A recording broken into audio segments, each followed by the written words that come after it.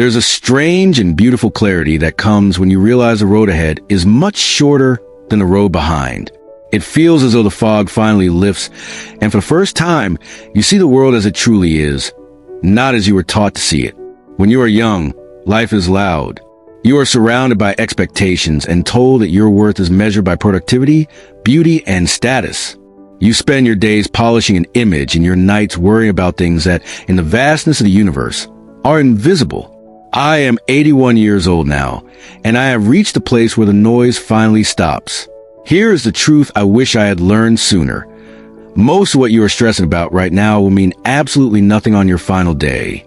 Not a little, nothing at all.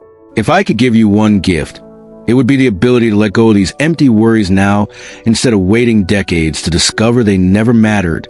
The first thing that falls away is the fear of judgment from people who don't truly know your heart. We exhaust ourselves trying to impress a vague, faceless crowd, neighbors, old classmates, strangers online. At 81, that crowd has vanished. Most are gone, and those who remain are too busy with their own lives to think about yours. You realize you spent years living in a prison where the guards were just people as afraid and insecure as you were. On your last day, you won't wish you were more popular. You'll only care about the few people who truly knew you and loved you anyway. You also stop caring about perfection. We are taught to believe life must be completed. Perfect body, perfect career, perfect family, before we're allowed to enjoy it. But life is never finished. There's always a leak in the roof, a regret in the past, or a flaw in the mirror. Before you die, you learn to love the cracks in the teacup. The perfect life is a museum, quiet and lifeless. The messy one is a home.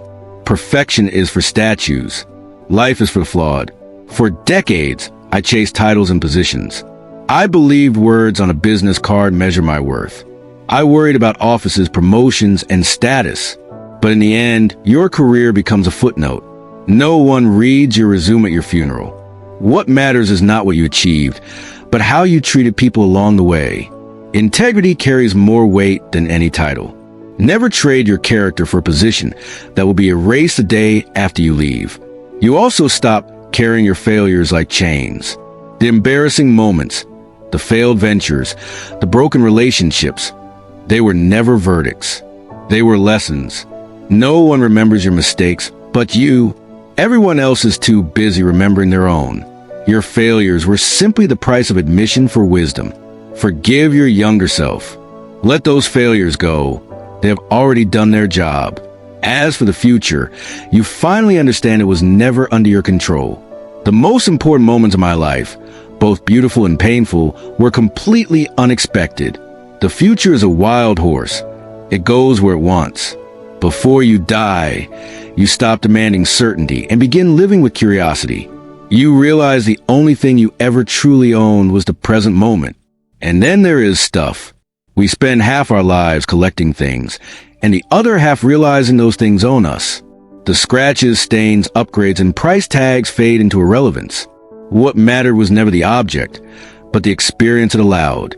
A car was just a way to visit someone you loved. A house was just a place to hold a family. If things don't serve people, they are just clutter. I am 81 years old. My world is smaller now, but it is deeper. I no longer care about the noise, the crowds, the titles, or the illusion of perfection. And for the first time in my life, I am truly happy. I am light. Don't wait until the end to put the weight down. Start today. Ask yourself, will this matter on my last day? If the answer is no, stop giving it your heart.